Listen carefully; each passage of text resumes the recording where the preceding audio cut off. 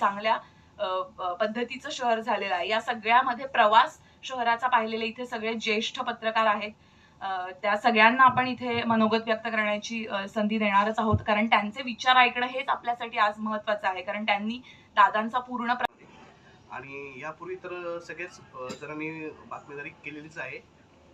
आपण अशीच बातमीदारी करतो कोणीतरी घेऊन वगैरे असं. तर दादांची जी स्पॉट बातमीदारी आहे ती तिथून त्या दिवशी मला कळली. पुन्हा एकदा मी दादांच्या निधनाची श्रद्धांजली वाहतो आणि कार्यक्रम ठेवला तुम्ही त्या कार्यक्रमाला या म्हणून. ते बोलताना फक्त एक वाक्यामध्ये बोलले की तरुण पत्रकारांनी शहरातल्या हा कार्यक्रम ठेवलाय, तुम्ही तिथे या.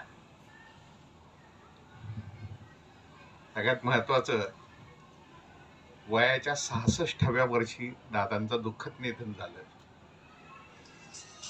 पण ते जाण्याच्या त्या क्षणापर्यंत ह्या राज्यातलं तरुण युवा नेतृत्व म्हणून त्यांच्याकडे बघितलं जात होतं. हे खूप महत्वाचं. वय वर्ष 66 होतं, त्यामुळं मी त्यांच्यापेक्षा अजून थोडासा वयाने लहानच आहे, त्यामुळे मी तरुणांच्यात बसतो असं म्हणायला हरकत नाही. असं आता भाषणं ऐकली, खरं तर काय बोलायचं आहे थोडंसं मी डोक्यात ठेवून आलो होतो, पण ह्या भाषणातनं खूप काही जुन्या आठवणींना आणि खूप उजाळा मिळत गेला. आणि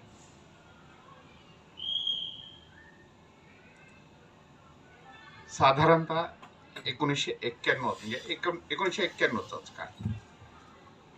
दादा ह्या कोणालाच माहीत नव्हते. अजित पवार कोण हे विशेष कोणाला म्हणजे कोणालाच माहीत नव्हतं. पहिल्यांदा त्यांची पीडीसीसी वरती डायरेक्टर म्हणून नियुक्ती झाली आणि ते पीडीसीसीचे चेअरमन झाले. हा त्यांचा तसं पाहिलं तर सामाजिक ह्याच्यातला पहिला प्रसंग होता. माझा अतिशय जवळचा मित्र भोसरीतला प्रमोद दादा गायकवाड हा त्यावेळेस पीडीसीचा उपाध्यक्ष झाला. सुनील लांडगेंना किंवा चिलेकरांना प्रमोद गायकवाड हे व्यक्तिमत्व माहीत असेल. एका वेगळ्या क्षेत्रातलं होतं आणि त्याला त्या क्षेत्रातनं बाहेर आणून समाजकारणामध्ये, राजकारणामध्ये आणण्यामध्ये माझा खूप मोठा वाटा होता. तो अधिक व्यापक प्रमाणामध्ये थोडा मायक्रो लेवलला झाला. त्याच्यामुळे अजित पवार काय आहे ते त्यावेळेस मला समजलं. तसं 1991ला ज्यावेळेस पत्रकारिता मी सुरू केली, 90ला 91ला खासदार म्हणून बारामती लोकसभा मतदारसंघातून अजित पवारांचं नाव डिक्लेअर झालं. काँग्रेस भवनला पुण्यामध्ये मेळावा आयोजित केला होता. तो पहिला मेळावा मी अटेंड केला. एकदम असं पोरकट व्यक्तिमत्व, एकदम खुश शरीर. म्हटलं हे कुठले खासदार, बारामती लोकसभा मतदारसंघातले. हे चुकीचं आहे. चिलेकर हे आत्ता इथं याच्यामध्ये सर्वात ज्येष्ठ आणि माझे जुने सहकारी आहेत. त्यांनी दादांविषयी खूप काही बोललेले आहेत.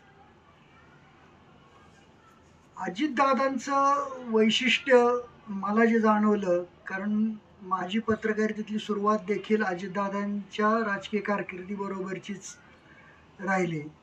मी लोकसत्तामध्ये होतो, वयाच्या 21व्या वर्षी लोकसत्ता जॉईन केला आणि 2 वर्षानंतर मी पिंपरी चिंचवडला वार्तांकनाला येऊ लागलो.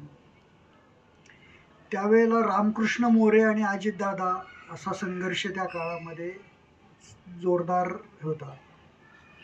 एक वेगळ्या प्रकारचं नेतृत्व त्यावेळेला होतं की जे म्हटले की रामकृष्ण मोरे यांच्याविषयी मी बोलू शकेल.